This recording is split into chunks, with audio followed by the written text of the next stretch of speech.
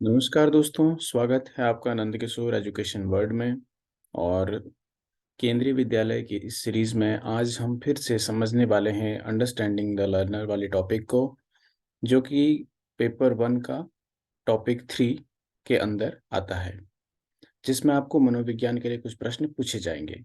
इसके अंदर भी हम लोग समझेंगे ग्रोथ को, डेवलपमेंट को।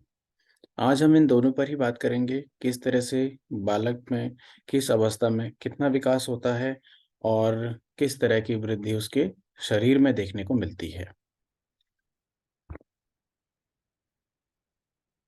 सबसे पहले हम बात करते हैं लर्निंग की। लर्निंग हिंदी में अधिगम। तो सबसे पहले जो जिन बातों को समझना जरूरी है कि अधिगम है क्या, तो कुछ लोगों ने अपने अपने तरीके से उदाहरण दिए हैं, अपने अपने तरीके से बातें कही हैं। हम उन्हीं बातों को आगे सीखेंगे। विद्यार्थियों के समक्ष कुछ अनुभव और ज्ञान की बातें रखी जाती हैं, जिसे समझकर वे अपने व्यवहार में कुछ सीमित परिवर्तन कर सकते हैं। वही अधिगम कहलाता है। क्लासरूम की एक्टिविटी से स्टूडेंट के बिहेव में जो चेंजेस होते हैं वही अधिगम कहलाता है। यानी कि हम जो प्रश्न उससे पहले पूछ रहे थे, अगर वो पहले उत्तर नहीं दे रहा था, तो जब कक्षा की जो गतिविधियां थी वो पूरी हो गई, उसके बाद यदि वो उत्तर देने में सक्षम है, तो हमें समझ जाना चाहिए कि हमारा सक्सेस क्राइटेरिया और जो लर्निंग ऑब्जेक्टिव है वो सफल हुआ, उसका सक्सेस क्राइटेरिया हमको सही मिला। वहीं से हमें पता चलता है कि अधिगम सही हुआ है या नहीं हुआ है। तो वही अधिगम है जिसे बच्चा सीख सके।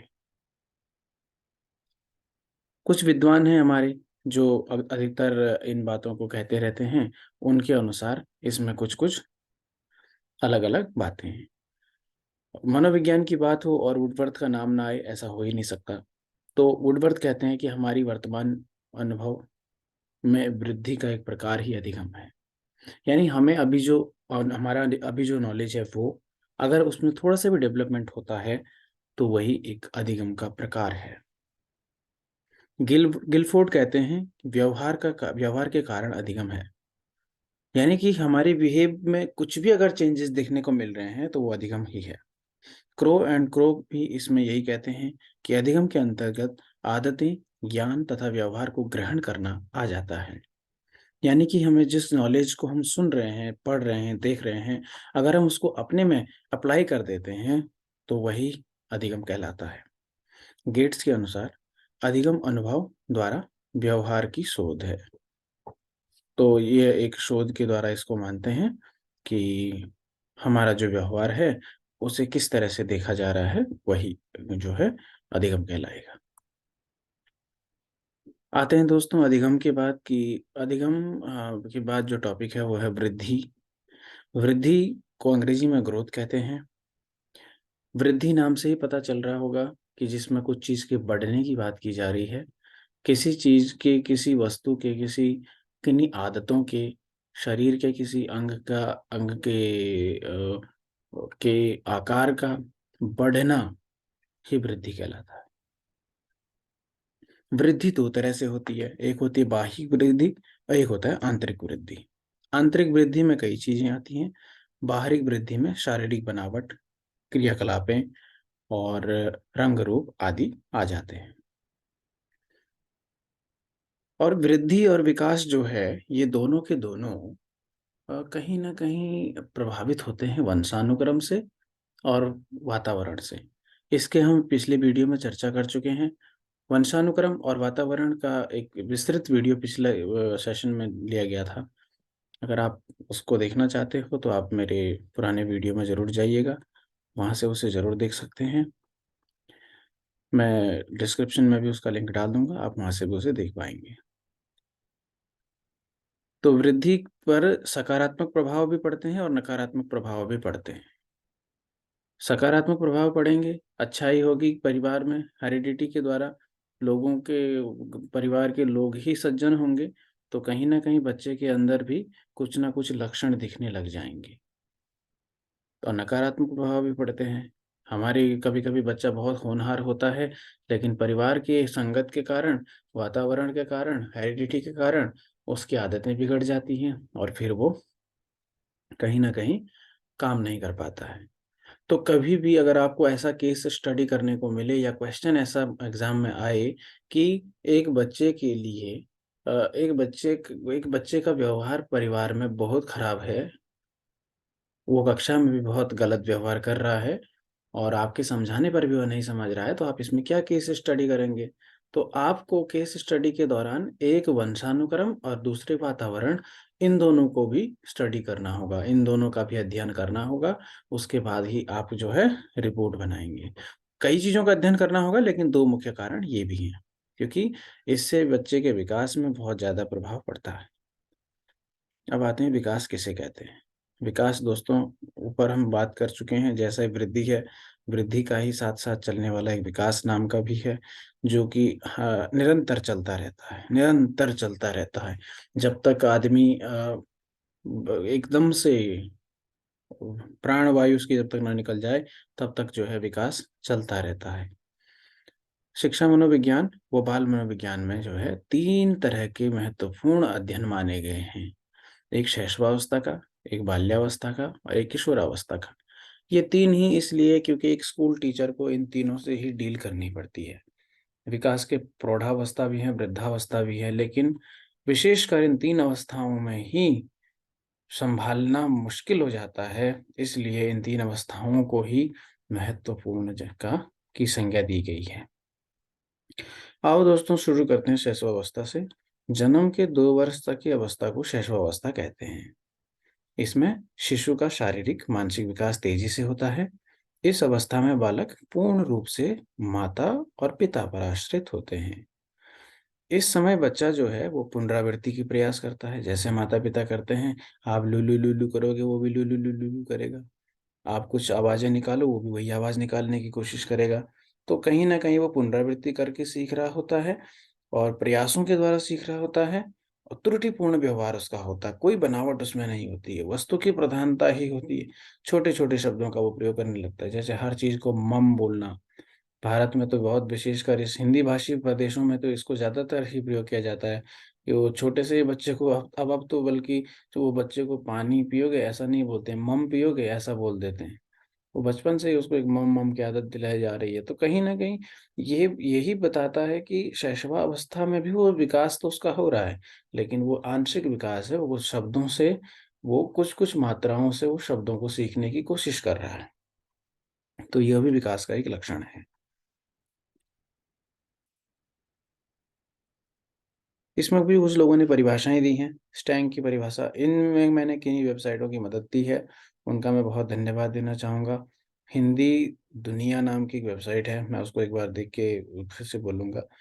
स्टैंग की परिभाषा जो है, जीवन के प्रथम वर्ष में बालक अपने भावी जीवन का शिलान्यास करता है। यद्यपि उसमें परिवर्तन हो सकता है, पर प्रारंभिक प्रवृत्तियाँ और प्रतिमान सदैव बने रहते हैं। ये जो है स्टैंग की परिभाषा है। इसी तरह गोडेनफ के अनुसार भी है। वो कहता है कि व्यक्ति का जितना भी मानसिक विकास होना होता है, वो उसका आधा जो है 30 वर्ष तक हो जाता है। यानी कि 50% ऑफ द माइंड हमारा जो है, वो 3 साल तक डेवलप हो जाता है। एडलर के अनुसार जो है, बालक के जन्म के कुछ माह बाद ही यह निश्चित किया जा सकता है कि जीवन में उसका क्या स्थान है। यानी कि उसकी हरकतें, उसका काम, उसकी एक्टिविटी बता देती हैं कि ये क्या करने वाला है। वैलेंटाइन के अनुसार शैशवावस्था सीखने का एक आदर्श काल है। वाक़ई में इस बात को तो मैं भी सैल्यूट करता हूँ, इस बात को बिल्कुल मानता हूँ। आपने देखा होगा कि एक बच्चा कभी नहीं थकता है। 20 बार वो गिरता है लेकिन 20वीं बार वो थकता नहीं है, वो फिर से चढ़ने की कोशिश करता है।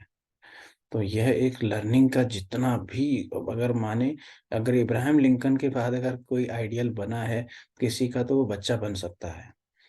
क्योंकि इब्राहिम लिंकन ने भी बहुत कोशिशों के बाद ही अपनी पदवी को पाया। उसी तरह से मैं ये भी मानूँगा कि बच्चा भी कितने प्रयासों को करने के बाद, गिरने के बाद, असफलता मिलने के बाद भी वो लगा रहता है, वो हार नहीं मानता है। तो शैशवावस्था जो है सीखने का एक आदर्श काल वाक़ई में कहा जा सकता है। फ्राइड के अनुसार बालक जो कुछ बनता है, वो 4 से 5 वर्षों में बन जाता है, ऐसा फ्राइड मानते हैं। क्रो एंड क्रो भी 20वीं शताब्दी को बालक की शताब्दी कहा जाता है, ये ऐसा कहते हैं। शैशवावस्था की विशेषताएं क्या क्या हैं? इसमें बहुत सारी विशेषता होती है दोस्तों। दूसरों पर निर्भर रहना, हाँ बिल्कुल। विकास में तीव्रता बिल्कुल होती है। कल्पना थोड़ा बहुत इनमें हो जाती है।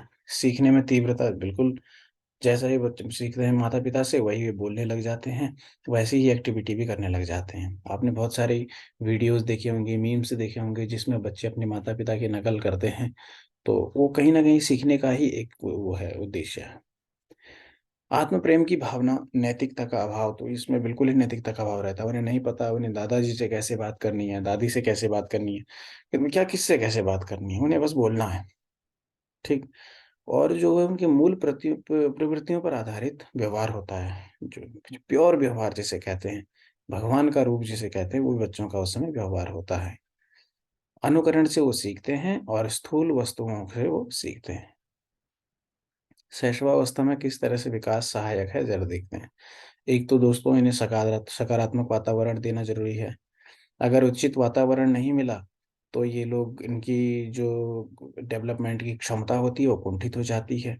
जिज्ञासा की संतुष्टि, जो ये प्रश्न पूछे इन प्रश्नों का सही सही जवाब अगर आपने दे दिया तो इनका वो ज्ञान हमेशा के लिए हो जाता है, दृढ़ हो जाता है। खेल माध्यम से, चित्र के माध्यम से, कहानियों के माध्यम से इनकी शिक्षा ली जानी चाहिए। मातृभाषा में अभिव्यक्ति हेतु प्रोत्साहन दिया जाना चाहिए। जिस भाषा में वो बोलना जानता है उसी भाषा में उसे बोलने को प्रेरित किया जाना चाहिए। ठीक। आत्म प्रदर्शन यानी कि जिस एक्टिविटी को कर सकता है उस एक्टिविटी को उसको करने दिया जाए। वो डांस अच्छा करता है उसे डांस करने दिया जाए। वो गाता है उसको गाने दिया जाए। यानी कि जो भी उसके अंदर टैलेंट है उसको करने दिया जाए, ताकि कहीं ना कहीं उसका टैलेंट दबे ना। अगला आता है दोस्तों बाल्यावस्था। मैंने एक चित्र यहाँ पर लगाया है, इसे मैंने एनसीईआरटी के कक्षा 11वीं के मनोविज्ञान नामनी किताब से लिया है। इसे इस पाठ में जो है ब्रॉन फेन ब्रेनर के अनुसार विकास कैसे होता है, विकास किस काल चक्र से घट के जाता है, एक व्यक्ति के विकास में कितनी चीजें सहायक होती हैं, वो सारी चीजें इसमें दर्शाई गई हैं। व्यक्ति भी इसमें सेंटर में बनाया गया है। धार्मिक परिवेश है, आस पड़ोस है, साथी सहयोगी है, विद्यालय है, लघुमंडल है, आप इसमें देख सकते हैं कि जो मुख्य केंद्र है, यानी कि जिसको हम कोर ऑफ द डेवलपमेंट कहें, जिससे बच्चे का सबसे ज्यादा डेवलपमेंट होता है, वो यही चीजें हैं। आप किस परिवार में रहते हो, आप कौन से धर्म से बिलोंग करते हो, धर्म में आपका कैसी भावनाएं आपकी धर्म में होती हैं, आस पड़ोस में आपके कैसे लोग होते हैं, दोस्त किस तरह के हैं, विद्यालय कैसा है, तो ये आपका सबसे कोर है। यहीं से आप बनते हो। उसके बाद आप पर प्रभाव पड़ता है मित्रों का, जनसंचार का, कैसे लोगों से आप मिलते हो, कार्यस्थल जहाँ आप जॉब करते हो वो कैसा है। आखिरी में एक होता है इमोशनल वाला, जहाँ आप पर परंपराएं, विश्वास, विचारधाराएं, ये चीजें जो है हावी होने लगती हैं, और ये भी आपको प्रभावित करती हैं, ये भी आप में डेवलप करने लगती हैं। कई लोग होते हैं महात्मा गांधी को बहुत भला बुरा कहते हैं, लेकिन जैसे ही वो थोड़ा पढ़ते हैं, महात्मा गांधी के बारे में थोड़ा अध्ययन करते हैं, उनकी किताबों को पढ़ते हैं, कई वे दार्शनिकों के किताबों को पढ़ करके वो गांधी जी के बारे में जानते हैं, थोड़ा सा दीर्घ चिंतन करते हैं, तो वो अपने वास्तविक ज्ञान तक पहुंचने लगते हैं और उनकी विचारधाराएं बदलने लगती हैं। तब उन्हें भी समझ आ जाता है कि जो होता है वो देश काल परिस्थिति के अनुसार ही किया जाता है। तो बाल्यावस्था जो है वो बाल्यावस्था के दो चरण होते हैं दोस्तों। एक प्रारंभिक बाल्यावस्था, एक उत्तर बाल्यावस्था। प्रारंभिक बाल्यावस्था 6 से लेके 9 साल तक की होती है, और इस समय बच्चे ज़्यादा जिद्दी हो जाते हैं, विरोधात्मक हो जाते हैं, कहना न मानने वाला। इस समय बच्चों को कहना मनवाने के लिए बड़ा बड़ा प्रयास करना पड़ता है, माता-पिता को लालच देना पड़ता है। मैं तुम्हें लड्डू दूँगा, तुम दवाई खा लो, ऐसा-ऐसा बोल कर के उन्हें बहलाना-फुसलाना पड़ता है। तो डेवलपमेंट यहाँ पर भी है, विकास यहाँ पर भी है, लेकिन यहाँ पर कैसा विकास है कि उनके अंदर ये भावनाएँ आ गई हैं। अब माता-पिता को या टीचर को इन भावनाओं से लड़के नहीं, इन भावनाओं की कद्र करते हुए उनको एजुकेशन देनी है। वो जिद कर रहा है, तो एक छोटी-सी बात उसकी मान के और उसको समझा-फुसला के फिर उसको काम करवाना। तो कहीं न कहीं उसके फ़ायदे गिनवा के अगर उसे काम करवाया जाए, तो वो काम करने भी लगेगा, ठीक? मनोवैज्ञानिक की दृष्टि से ना भाषा सीखने के लिए सबसे उत्तम अवस्था मानी जाती है बाल्यावस्था, ये प्रारंभिक अवस्था जो। दूसरी उत्तर अवस्था जो होती है 9 साल से 12 साल के वर्ष तक मानी जाती है। इस अवस्था में बच्चों में नैतिक विकास, बौद्धिक विकास, सामाजिक विकास, तर्कशील इस समय बच्चे बहुत होते हैं, अपना विचार वो सबके सामने रखना चाहते हैं। बच्चे शरारत करते हैं, समूह में रहना पसंद करते हैं। मैं एक आर्टिकल पढ़ रहा था एक बच्चे का लिखा हुआ अपनी क्लास का, तो वो उसने लिखा था कि दोस्त मेरी जान है, इनके लिए मैं जान तक दे सकता हूँ। तो कहीं न कहीं बच्चे के अंदर डेवलपमेंट कितना हो चुका है, वो इतना इमोशनल हो चुका है अपने दोस्तों के प्रति कि वो समूह में रहना ही ज़्यादा पसंद करता है। ये विकास ही है, लेकिन विकास के स्तर अलग-अलग हैं कि यहाँ पर इस तरह का विकास देखा जाता है। घूमने की प्रवृत्ति इसमें बच्चों में ज़्यादातर देखी जाती है, ठीक है? और अपने से ही संबंधित वो ज़्यादातर बातें करता है। कहीं न कहीं वो अपने को सेंटर में रख के बात करना चाहता है, तो ये हो गई है बाल्यावस्था की विकास कैसे-कैसे उसमें होता है। अगला होता है दोस्तों किशोरावस्था। किशोरावस्था में तूफ़ान और संवेगों की अवस्था कहा गया है। ये तो बहुत ही एकदम परम सत्य है। आप लोग भी इसको आज़मा चुके होंगे कि एक उम्र ऐसी आती है हमारे जीवन में जब हम करो या मरो का नारा लगाने वाले हो जाते हैं। हम चाँद-तारे तोड़ कर लाने वाले हो जाते हैं। इसी उम्र में किशोरावस्था की उम्र में ही पहला-पहला प्यार हमारा फूटता है। हो सकता है उससे पहले भी हो जाए, लेकिन इसमें लगभग-लगभग हो ही जाता है। यानी इस समय संवेग इतने भारी हावी हो जाते हैं हम पर कि हमारी जो धैर्य है, कल्पनाएँ हैं, वो एक ही दिशा में काम कर रहे होते हैं। इसको टीन एज नाम भी दिया गया है। तो इस एज को ना 2 भागों में बाँटा गया है। 13 से 15 किशोरावस्था पूर्व, 15 से 18 उत्तर किशोरावस्था। ठीक है? ये मैंने मनोविज्ञान का एक पेज जो कि एनसीईआरटी की वेबसाइट उसमें किताब में मैं पढ़ रहा था, कक्षा 11वीं की किताब में पढ़ रहा था एनसीईआरटी की, उसमें से मैंने एक पेज लिया है जिसमें पियाजे के द्वारा संज्ञानात्मक विक विकास की अवस्थाओं को दिखाया गया है कि पूर्व संक्रियात्मक 2 से 7 वर्ष के अंदर, मूर्त संक्रियात्मक 7 से 11 वर्ष तक और औपचारिक संक्रियात्मक 11 से 15 वर्ष तक। तो औपचारिक संक्रियात्मक वो क्या करता है, किशोर जो है वो तर्क का प्रयोग अधिक करता है। ठीक?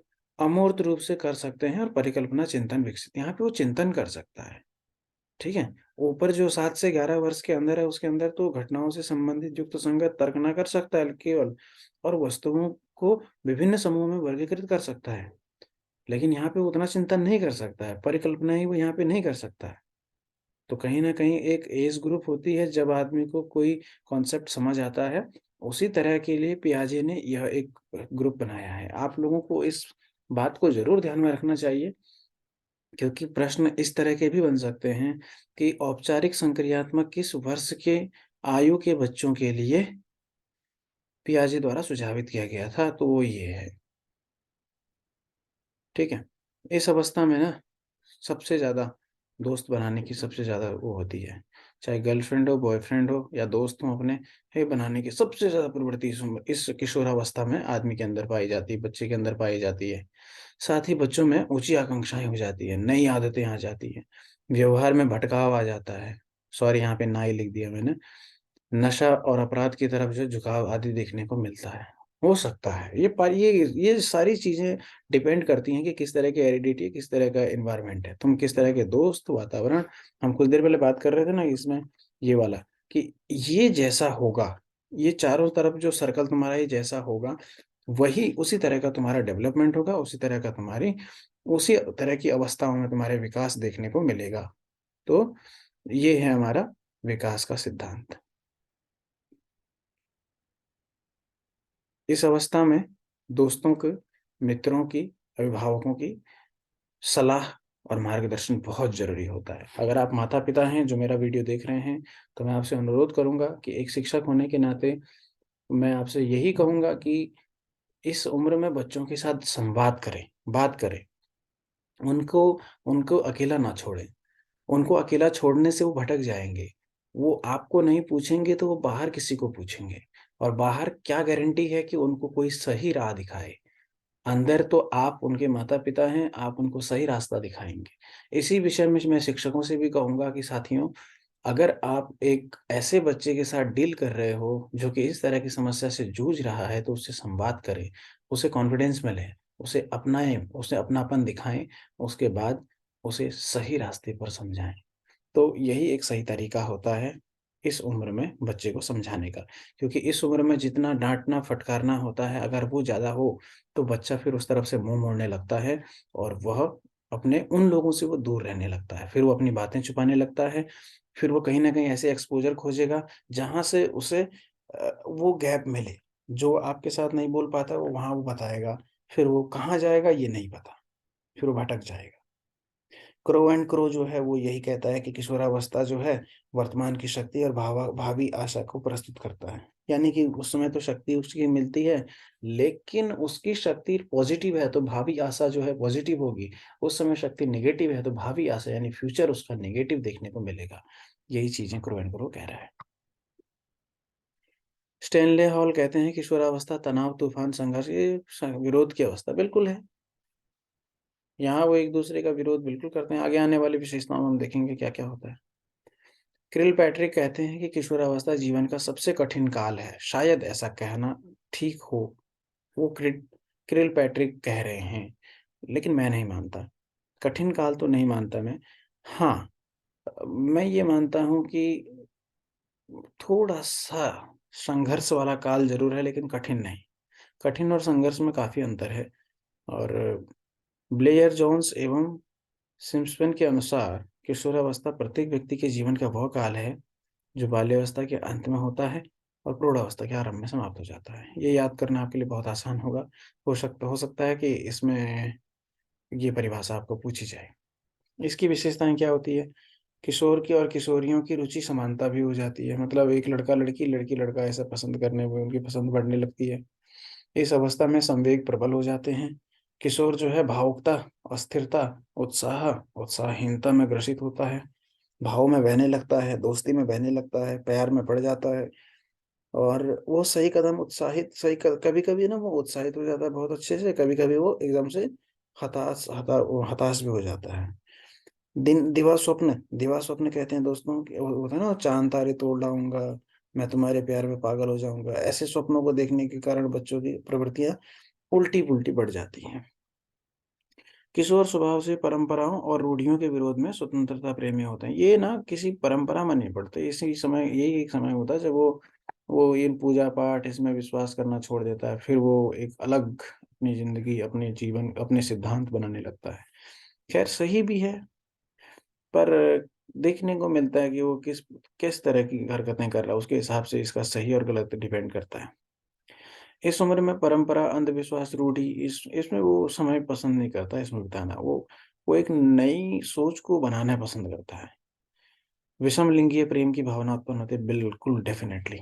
आप लोग एक चीज़ और मैं आपको बता दूँ कि मनोविज्ञान यह मानता है कि विषम लिंगी प्रेम शुरुआत माता-पिता से ही होती है। यानी कि अगर बच्चा लड़की है, तो वह पिता से ज़्यादा प्रेम करने लगती है और अगर लड़का है, तो वो माँ के ज़्यादा करीब रहने लगता है। ये इस अवस्था का एक मूलक है। ये विषमलिंगीय प्रेम का एक उदाहरण भी है।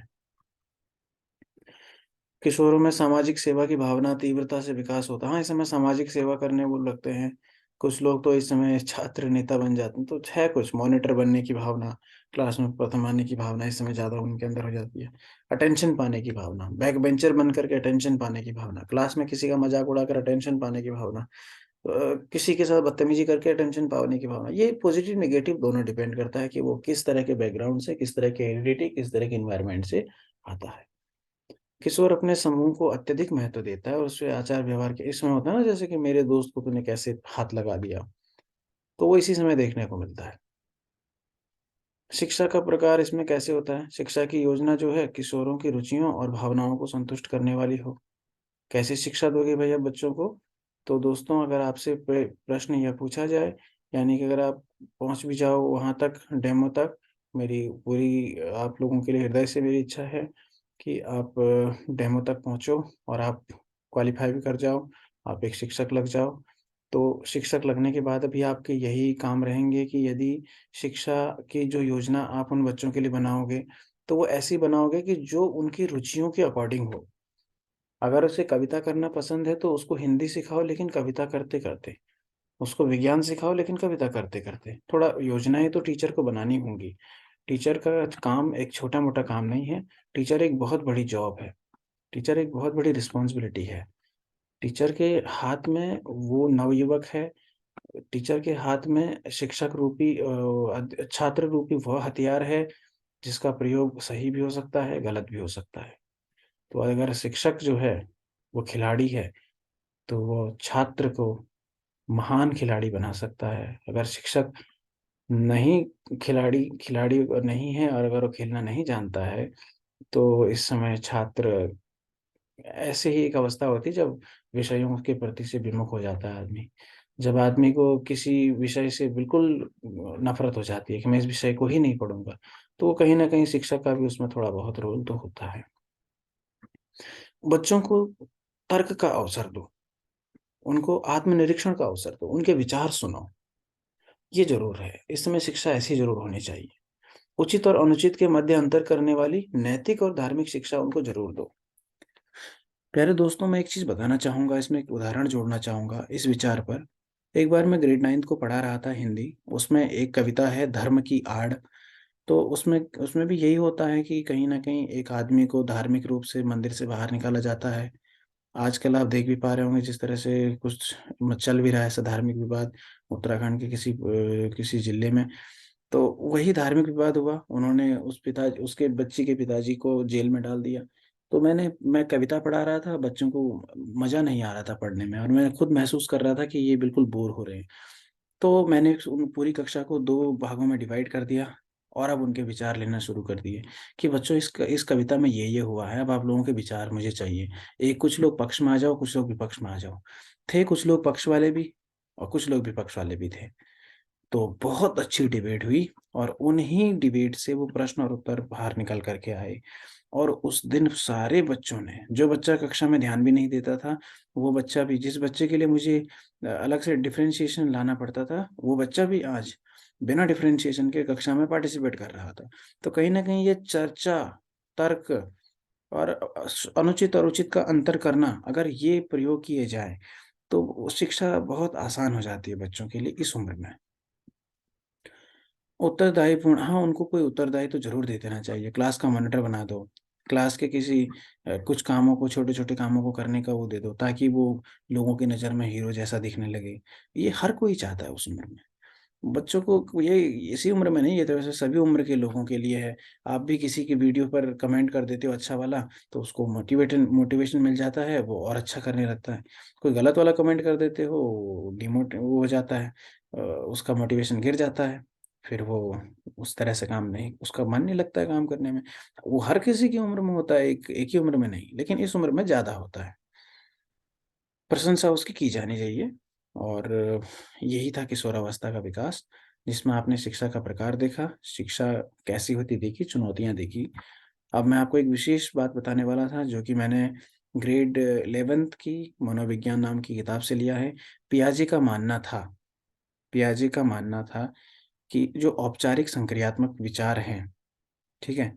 वो 11 से 15 वर्ष की आयु के ही में ही उत्पन्न हो जाते हैं। इस अवस्था के दौरान किशोर का चिंतन जो है, वास्तविक मूर्त अनुभवों के आगे विस्तृत हो जाता है। उसको एग्ज़ाम्पल चाहिए होते हैं इस उम्र में, ठीक है? वो अमूर्त चिंतन भी करता है, लेकिन उसको मूर्त रूप से भी कुछ ना कुछ एग्ज़ाम्पल देखने हैं।